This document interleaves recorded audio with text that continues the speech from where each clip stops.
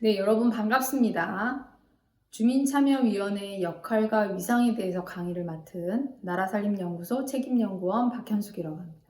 주민참여위원회가 무엇이냐라고 하시면 주민참여예산제를 운영하고 협의하는 이런 기구를 말합니다. 사실은 제안된 주민들이 제안한 여러 가지 사업에 대해서 심사를 하는 기구죠. 그 심사를 그냥 평가서에 맞춰서 탁탁 하는 게 아니라 여러 가지 논의와 의견과 제안자의 의견도 들어보고 사업부서의 검토 의견도 살펴보고 등등등등 해당 지역도 대상 지역도 현장 방문도 해서 검토를 해보고 이런 다양한 과정들을 거쳐서 심사하는 위원들을 주민참여위원회입니다. 그래서 이 위원회는 주민참여예산위원회가 있고요. 예산위원회 안에는 분과위원회가 포함되어 있습니다. 그 다음에 주민참여예산협의회는 마지막에 운영을 하고요. 그 다음에 주민참여예산 지역회의가 있죠. 지자체별로 주민참여예산협의회는 운영하는 경우도 있고 안 하는 경우도 있습니다. 또한 이런 코로나 시기에는 또 탄력적으로 운영을 하고 있고요. 지역회의는 이름이 여러 개가 있어요. 자치단체별로 다르게 좀 운영되는 것들이 많아서. 근데 우리 홍천군 같은 경우에는 2021년도부터 지역회의를 운영하고 10개 읍면 지역회의를 두고 있습니다.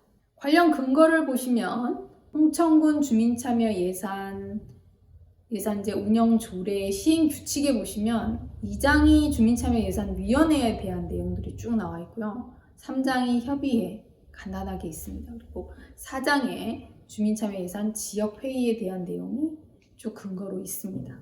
여러분들이 조례 시행규칙을 검색해서 보시면 내용을 확인하실 수 있습니다. 이제 보통 주민참여예산위원회, 주민참여예산 참여기구를 주민참여위원회라고 하는데 이 참여기구의 구성도를 보시면 이렇게 딱 도표로 보실 수 있습니다. 그림으로. 그래서 요거를 여러분 머릿속에 조금 기억을 해주세요. 그래서 주민참여예산위원회의 행정복지, 농업경제, 건설도시 이런 부분들은 분과위원회입니다. 그 주민참여예산위원회의 분과위원회고요. 지역회의는 10개 읍면의 지역회의를 가지고 있죠. 주민자치회가 지역회의를 대신하는 경우도 있고요. 또 읍면동 지역협의회, 지역조정협회, 협의회 이런 것들 명칭이 좀 다양하게 있습니다. 그래서 자치단체별로 특성에 따라서 운영하고 있다는 점을 한 번 더 말씀드릴게요. 그러면 왜 주민참여예산협의회는 저렇게 떨어져 있나요? 이렇게 질문하실 수 있는데요. 주민들이 제안한 사업에 대해서 먼저 지역회의를 거쳐서 충분한 수기와 검토 과정들을 통해서 심사를 하게 되고요. 또 이 심사 과정을 통해서 올라온 사항들이 분과위원회에서 검토를 하게 되죠.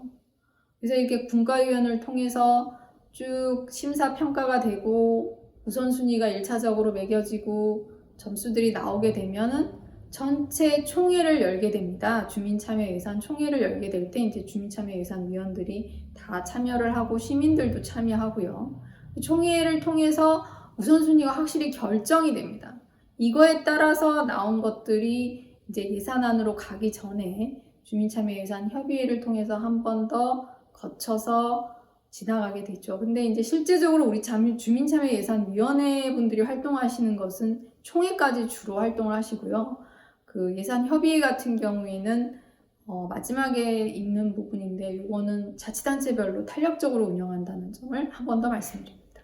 시기상 역할들을 우리가 한번 살펴볼 수 있어요. 그래서 가장 중요한 것이 우리 홍천군에서는 2021년부터 시행하게 되는 지역회의입니다. 지역회의에서는 주민이 제안한 주민 의견들, 제안서의 의견들을 받는 곳이죠. 그래서 지역회의의 위원들이 충분한 토의 과정을 거칩니다. 그래서 이런 사업은 통과가 되고 이런 사업은 안 되고 1차 선정을 해서 여기 주민총회를 하게 되는데 이 주민총회는 지역회의 내의 주민총회라는 점을 한 번 더 말씀드릴게요. 아까 제가 앞에서 쭉 설명드렸던 마지막 주민참여 예산의 주민총회와는 좀 다르고요. 지역회의 안에서의 주민총회를 말합니다. 그래서 제한된 그 해당 지역의 읍면 10개의 주민총회에서 결정을 하게 된 것을 가지고 최종 제한 사업을 선정을 해서 그 사업부서에 제출을 하게 됩니다. 올라오게 된 10개 읍면을 통해서 올라오게 된 주민참여 예산에 대해서 온라인 공모를 하게 되죠. 그래서 군 홈페이지를 통해서 제안 사업을 공모를 하고요. 그 다음에 공모된 사업에 대해서도 관련 부서를 검토합니다. 지역회의를 통해서 나온 것들도 있고요. 개개인의 사업 제안, 주민들의 사업 제안도 역시 온라인 공모를 통해서도 또 올라오게 되죠. 이런 사항들을 가지고 제안 사업을 검토를 하게 되어 있습니다. 그러면 지역회의를 통해서 올라온 사업과 그 다음 온라인 공모를 통해서 올라온 사업 등등 이런 것들이 해당 부서에서 관련 법령이 접촉이 되었는지 안 되었는지 아니면 이 사업이 필요한지 그러니까 적격, 부적격 검토를 하게 됩니다. 이때 이제 해당 부서에 이 사업 추진이 가능한지에 대한 검토서를 작성을 해주게 되거든요. 그래서 이 검토 의견서는 마지막에 제가 한번 또 설명을 드릴 수 있고요.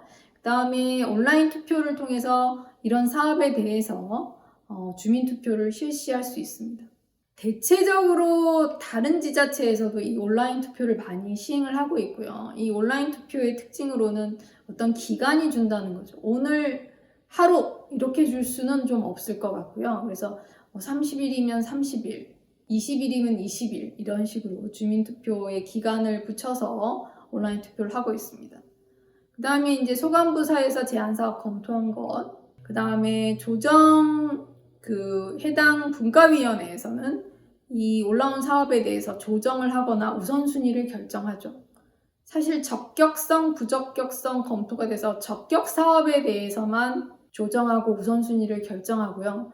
자치단체별로 조금 다른데 부적격 사업에 대해서도 일단 주민 제안을 통해서 올라온 사업이기 때문에 분과위원회나 주민참여위원회까지 올라가는 경우도 있고 부적격 사업에 대해서는 탈락하는 경우들도 있습니다. 어쨌든 이 부적격 사업에 대해서도 분과위원회에서 한 번 더 검토를 거친다는 사항에 대해서는 한 번 더 말씀드리고요. 그 다음에 부서별로 주요 사업이나 신규 사업 예산에 대한 의견들을 좀 제시를 통해서 중복되지 않고 요소요소에 필요한 사업들에 대해서 또 제안을 한다는 점을 아실 수 있습니다. 이렇게 분과위원회에서 검토한 사업에 대해서 주민참여예산위원회 총회를 통해서 최종적으로 심의를 하는데 이때 핵심적인 사항은 우선순위를 결정한다는 거죠. 그래서 사업의 부서별 주요 사업이나 예산안 등을 종합 검토하고요. 위원회 활성화 방안 등도 제시하고 다양한 토론을 거치게 됩니다. 그래서 주민참여 예산 협의회에서는 최종적으로 주민참여 예산 총회에서 결정된 그 우선순위를 가지고 최종적으로 예산안과 군의 예산안과 최종적으로 협의 조정을 해서 제안 사업에 대해서 종합 의견을 작성을 하게 됩니다. 이것을 이제 마지막에 보통 11월 말, 12월 초에 이제 의회에 제출을 하게 되죠. 그래서 주민참여예산 온라인 주민의견서를 제시를 하게 됩니다. 이런 플로우로 된다는 것을 머릿속에 좀 가지고 두시면 좋을 것 같습니다. 주민참여예산 지역회의를 구체적으로 살펴보겠습니다. 그래서 주민참여예산 조례 시행 규칙에 나와 있고요. 구성 시기는 2월에서 4월 중에 구성을 해서 운영을 하게 되어 있습니다. 우리 홍천군의 경우에는 10개의 지역회의를 운영한다고 되어 있는데 읍면별 20명 내외로 그 다음에 읍의 경우는 50명 내외로 구성을 해서 운영을 하게 됩니다. 추천과 공모를 하게 되고요. 위촉은 읍면장이 하게 됩니다.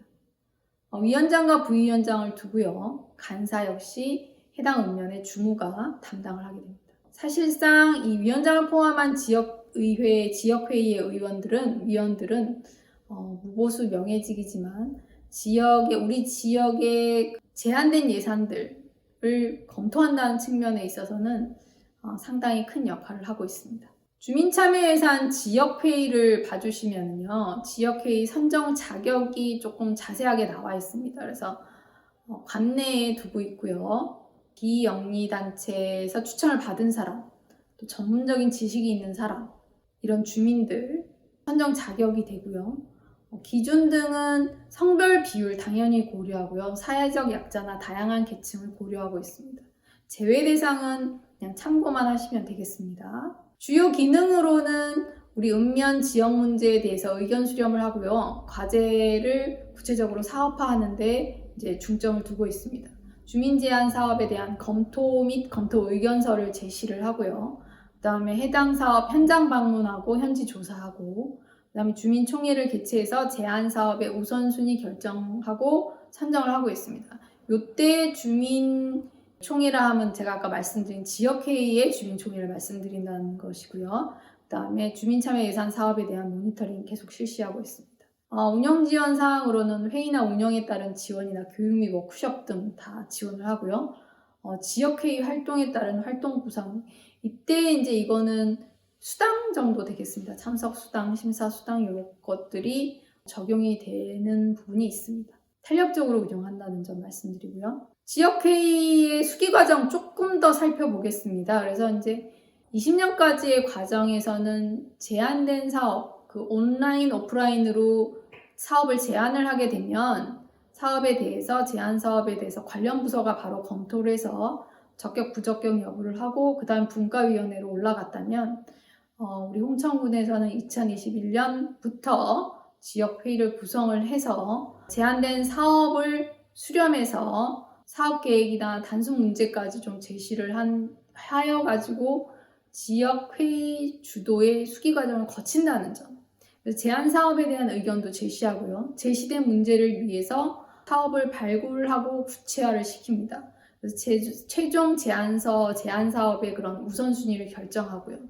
사실 온라인 공부도 병행 실시해서 지역회의를 통해서 되는 것도 있고, 온라인 공부한 사항에 대해서도 지역회의에서 검토도 하고요. 이렇게 검토된, 수기된 과정을 거친 사업들에 대해서 관련 부서 검토해서 관련 법령과 반영 가능성을 타진합니다. 그 지역회의 운영 절차를 한 번 더 살펴보게 되면 주민의견 수렴해서 모든 주민을 대상으로 제안 사업을 접수를 한다.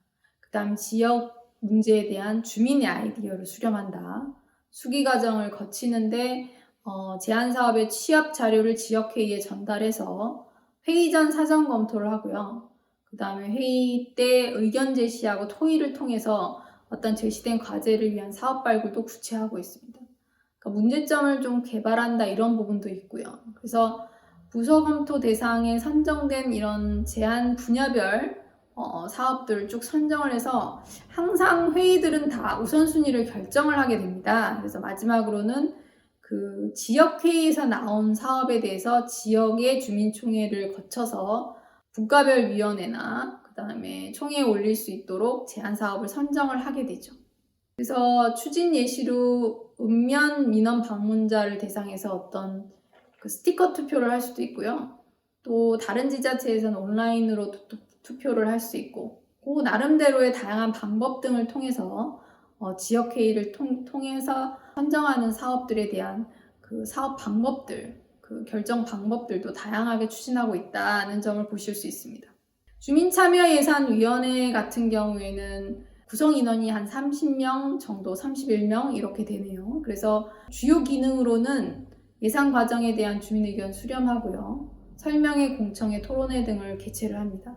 사실 지역회의에서 활성화돼서 딱 논의된 사항들이 올라오게 되면 주민참여예산위원회, 아까 제가 설명드린 분과위원회로 들어가서 분과별로 쭉 논의를 거치게 되면 전체적인 그 주민참여예산위원회에서 활동은 총회에서 활동을 하게 되죠. 그래서 예산 과정과 관련해서 군수가 회의에 붙이는 사항들에 대해서 검토를 하고요. 그 밖에 위원회 목적 달성에 필요한 활동들을 하고 있습니다. 이런 주민참여예산위원회 운영을 활성화하기 위해서는 제안 사업에 대한 의견을 제시하고 우선순위 결정하는 것이 기본일 뿐만 아니라 각 부서, 군정, 우리 홍천군의 주요 사업하고 신규 사업에 대한 의견도 제시할 수 있습니다. 사실 이 부분은 그 집행부의 예산안이 나온 것에 대해서 한 번 더 검토할 수 있는 부분이고요. 그 분과위원회를 활용해서 참여예산 제한 사업에 대한 모니터링도 실시를 하고 있습니다. 분과위원회가 사실은 주민참여 예산의 또 하나의 축입니다. 그래서 이게 여기서 우리 주민분들이 확인하셔야 될 부분은 행정복지, 우리 홍천구는 행정복지분과, 농업경제분과, 건설도시분과 이렇게 세 가지 분과가 있다는 점이고 주 분과의 주 업무들이 다음과 같이 되어 있구나는 점을 확인을 하셔서 우리 주민참여예산제도를 통해서 제안된 사업이 어느 분과에 좀 가장 많이 치우치는지, 어느 분과가 인기가 많은지 이런 것들도 좀 확인해 두실 필요가 있습니다. 주요 내용으로는 분과위원회에서 사실 각 분야별로 검토를 하고요. 소관부서의 제안사업과 예산안 검토, 조정하고 우선순위 결정하는 것은 항상 모든 위원회의 주 업무입니다. 그래서 이제 부서 사업 설명회 하고 예산안에 대한 분과의 의견도 제시하고요. 그 다음 예산 편성 전 참여예산 제안 사업에 대한 읍면 사업 대상지 현장 방문 시에 해당 지역의 어떤 주민참여예산위원회 참여하고 의견을 수렴하는 것도 포함되고요. 그 다음에 참여예산 집행과정의 모니터링 실시를 하고요. 그 다음에 부서별 주요 사업에 대한 또는 신규 사업에 대해서 의견도 예산안에 대한 의견을 제시합니다. 아까 이 집행과정에서의 모니터링은 전년도에 결정된 사업을 이제 올해 수행을 하게 되면 올해 수행되는 사업에 대해서도 집행과정의 모니터링을 실시한다는 점입니다. 분과위원회별 결정사항에 대해서 총회에 상정하고 있습니다. 주민참여예산위원회 총회 개최는 보통 10월 전후로 하게 되고요. 빠른 데는 9월 말 이렇게 좀 하게 됩니다. 그래서 우리 홍천구 같은 경우에는 대체로 한 10월 중으로 좀 잡고 있습니다. 주민참여예산위원회 위원과 해당 부서 또는 주민 이렇게 참석하고 있는데 코로나 시기에는 탄력적으로 좀 운영을 하고 있고요. 그래서 이 분과위에서 취합한 사업들을 최종 심의하고 조정하죠. 이때 조정하는 것이 심의하고 조정하는 것이 우선순위를 결정하는 겁니다. 그래서 부서별 주요 사업 및 신규 사업 예산안에 대한 종합 검토도 하고요. 그 다음에 위원회 활성화 방안이나 이런 것들에 대한 논의도 포함하고 있습니다. 협의회는 사실 지자체별로 조금 탄력적으로 운영이 되고요. 그래서 이 구성 방법이나 인원 이런 것들은 좀 확인하실 수 있는데 이것도 탄력적으로 시행한다고 보시면 됩니다. 그래서 그 지자체 사업 예산 편성하고 조정할 때 같이 협의를 하는 부분이 있고요. 그 다음에 그 외에 협의의 목적 달성에 필요한 사항들에 대해서도 적용을 하고 있습니다. 그래서 홍천군에서는 이걸 탄력적으로 좀 운영한다는 점을 기억해 주시고요.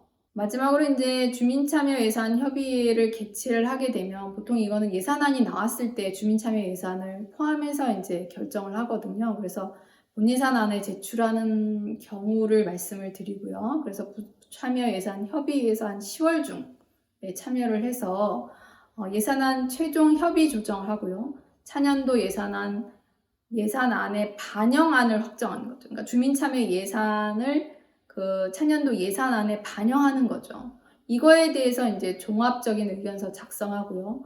요 반영안이 들어간 게 이제 본예산안이 됩니다. 이 안을 주민의견서를 포함해서 군에서 군의회에 제출하는 것이 11월 말 혹은 12월 초에 되면 이제 본예산 결정이 되겠죠. 그래서 이제 그때 이제 참여예산에 마지막으로 그 결정되는 부분, 예산안에 반영되는 부분까지가 활동을 하고 있습니다. 네, 이상으로 주민참여위원회 여러 기구들의 역할을 살펴보았습니다. 감사합니다.